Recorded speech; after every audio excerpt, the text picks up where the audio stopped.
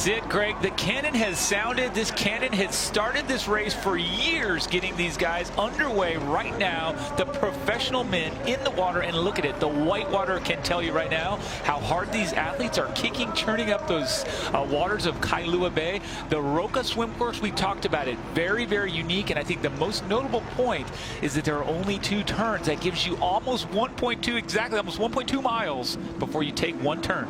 Greg Welch here, joined by Mike.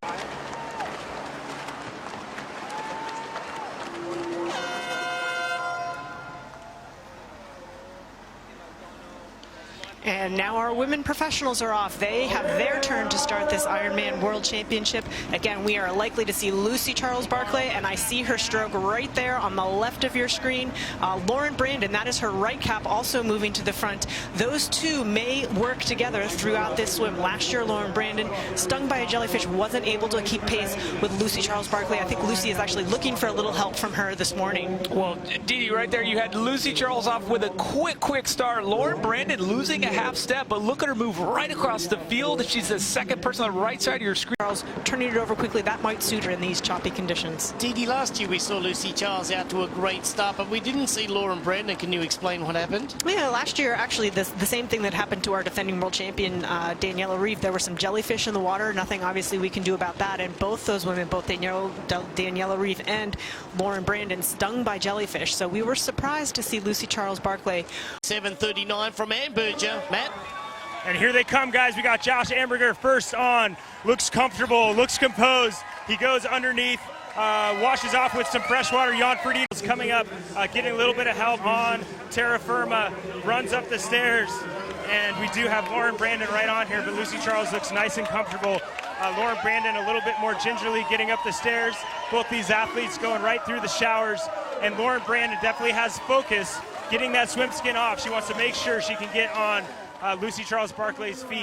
Up before you do a turnaround, and we can note right here that is Alistair Brownlee overtaking the likes of our early leader, Josh Amberger. And Alistair Brownlee, he likes to be at the front. People have said, should he race that hard? Should he do this, that, and the other? He has said, look, cranking it. Ooh, there's butter, isn't it? Dee, she looks good, doesn't she? Look at this position that she's got right now. Absolutely nice. The tuck position. You can see that the legs are in a beautiful position, and the nutrition is exactly where it. Of course, like this. Well, exactly. And speaking of holding your position, she's got her bottle, as you can see, the 1.4 liter with her tube coming out. She's not leaving tuck to ever take a sip of water. In 2011, a study was made that it said that they take 100 sips of water in a full bike leg of the Ironman, and the aero penalty, they averaged out between a bottle on the down tube behind your seat and between your arms, was 1.5 seconds per sip. So it's the hydration you're carrying is slowing you down, but in addition, accessing your hydration slows you down. That's our age group leaders are now coming out of the water, and this is absolutely fantastic. The race is certainly on now for the age group bragging rights. That's right, and it's 7:44 local time. Just to check in here, our first wave went into the water at 6:55. Age group is here. We can see just coming out of the water, but let's go over and take a listen to Andrew Messing and what it is and what it means to be such a global brand.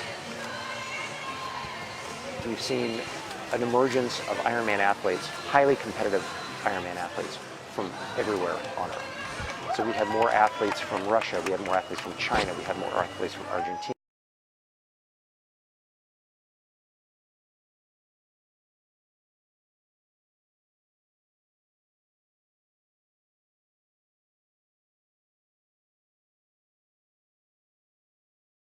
For a third, it just doesn't happen. Let's just see what happened here as Patrick Langer made his way up toward Kauai High.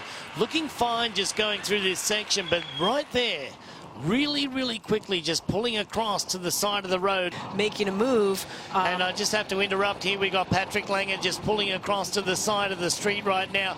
This is right at the turn of Kauai High. It doesn't look good for Patrick Langer. He's lost touch with the group and now being consoled. Coach, your significant other cracks you completely. You're feeling bad, and it just takes you, it gets you the way out. That's what's happened here. So the withdrawal of our defending champion has been confirmed. Coming down between the mountains, it is a wake-up call. It is a rude awakening. They're going to have a second one here going up to Hawaii, but right now we know the winds are up and Langer is out. Yeah, well, I tell you what, our next guest that's going to be joining us this morning, Mark Allen, in a few moments' time, he'll be able to talk to. Swimmer cutoff is always a stressful time. Right now we have 90 seconds for this athlete to get here. Everybody is encouraging him. Definitely the most emotional part of the day for people. Right now he has 80 seconds to get across that finish line or he doesn't finish.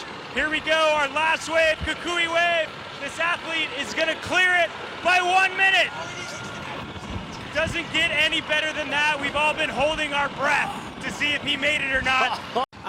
She was sidelined by injury for a lot of this year. She had plantar fasciitis, she had a tibial stress fracture. It took a lot longer for her to recover from those than she thought. She validated her slot by competing at Ironman Copenhagen with less than 24 hours left in that validation window. To slow down as she has done. She's down into the little chain ring. She's getting on board the nutrition that she needs to. She'll reach around, get the special needs right in there, Michael. Courses in the world. That is the Ironman Asia Pacific Championship Cairns in 2020. Now as we go back to Sebastian Kienle, Michael looking good.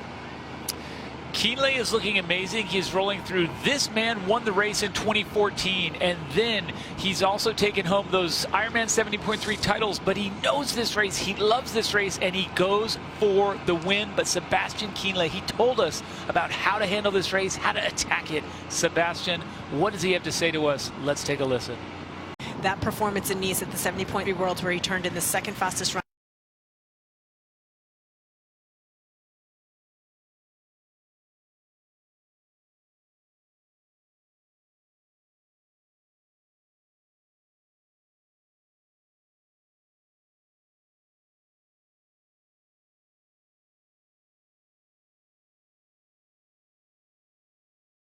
Woman that not only do you not count her out, but she is exceptional on foot as well. We have not seen her lose a race since 2014. So I'm going to say, before anyone bets against her, let's watch this next 10, 12K. Then we can start to talk. The bike ride. This is that epic 90-mile mark where you hit scenic point, the wind hits you, the fatigue hits you, the race hits you. Do you hit back or do you fall down and give up? Right now, you saw Tim O'Donnell give 3 glances over in a way to say, fellas, it's your turn. I've been here a while. I'd like a little of that emotional draft that Mark Allen referenced earlier. Here, again, the women through 87 miles, and that group had stayed largely intact. It was 7 degrees and climbing and 61% humidity right now, as we've been saying all day long. It drops in the middle of the day, but in the afternoon it comes back. You are looking at beautiful overhead shots of the North Kahala coast of Kona, Hawaii, the big island that is the host of the Vega Ironman World Championship. A right-hand turn into the pier, and this is it. He is going to drop that bike for his running shoes right now, off into the change tent. And what do you got, Matt? Here he comes. He's rounding the corner. He's on the mat, and he looks perfect. I mean, this is an athlete that it was a nightmare year for him. Laid down an incredible bike ride, and check this out, because this is all about sportsmanship right here. You can see that Jan Frodeno and Cam Worth extends the hand out to say hard on it. She's taking a look over her shoulder, but she only needs to look ahead. There's no one there. Someone needs to tell her there's no one there. Look, she's banging away on her bars a little bit. I think she's singing a tune. I think she's pretty excited about where she is and how she's feeling. And she said all week she's really looking forward to this run here today. That actually takes a little bit of extra, just mental focus, and that takes energy. Well, of course, she certainly is a great racer. You know, your second place here, you go toe-to-toe with Danielle off the bike last year. This is an interesting position for Anna Haug.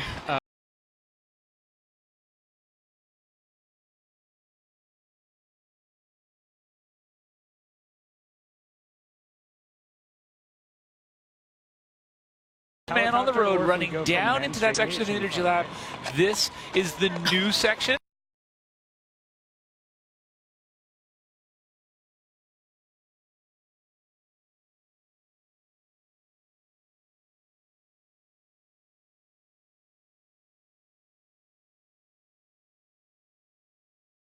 Taking Cameron Worth for 6th and 5th positions there, but otherwise I think it's safe to say that Jan Frodeno is going to take this year's World Championship. I think that O'Donnell's going to move into 2nd. I think that Sebastian's going to maintain his spot right there into 3rd place, but Ben Hoffman's right now, Lucy Charles-Barclay. This is where Germany takes the lead for the very first time in history on the women's run course here. You can see that now it is Lucy Charles-Barclay and also Annie Haug just going by.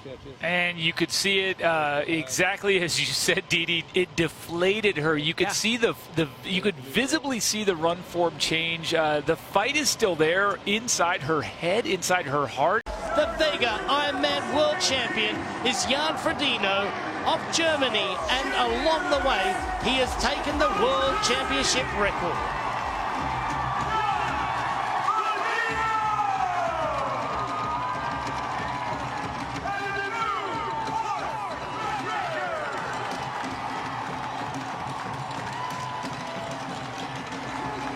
The World Championship record comes down today, 7 hours and 51 minutes. We'll wait for the official time to come in. There he goes, getting the championship wreath going over the head there. Jan Frodeno, once again, the champion, and a new run course record. No, not a run course record, but a new championship record. Sarah Crowley rolling past you to take 2nd spot, but Lucy, hang on to that podium. The shorter stride, but the more efficient stride of Sarah Crowley from Australia is able to just pick up the pace and overtake Lucy there. No exchange of words or anything there, but you can see that Lucy Charles just losing a little bit of time now to Sarah Crowley. Might want to just stay in the same rhythm. It's going to happen. Just keep that same rhythm going for Lucy Charles-Barclay. It may be enough to hang on to that podium spot today. But now look at it. But this is the repass. You don't get this often, Dee. Walk us through it. You really don't get this often. We can see the gritting teeth of Sarah Crowley as Lucy Charles-Barclay did not give up on it. We saw it, when Sarah went by her, she was absolutely stone-faced. She didn't look super good, but within 5 or 10 minutes, Lucy sort of got her stride back, and now we see Sarah Crowley starting to fail. So what a gritty move by Lucy Charles-Barclay. Where she dominated, and now, for the very first time, the young German is going to take the Ironman World Championship crown, Annie Haug from Germany.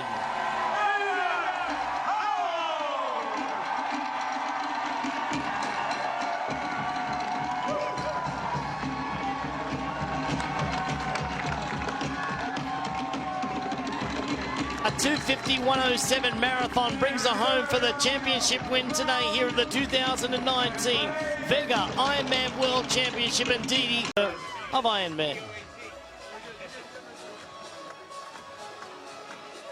And there it goes once again for Jan Frodeno. The 3rd time he's picked up the gold medal here at the Vega Ironman World Championship as he gives the crowd a wave, and he's a very popular champion, I must say.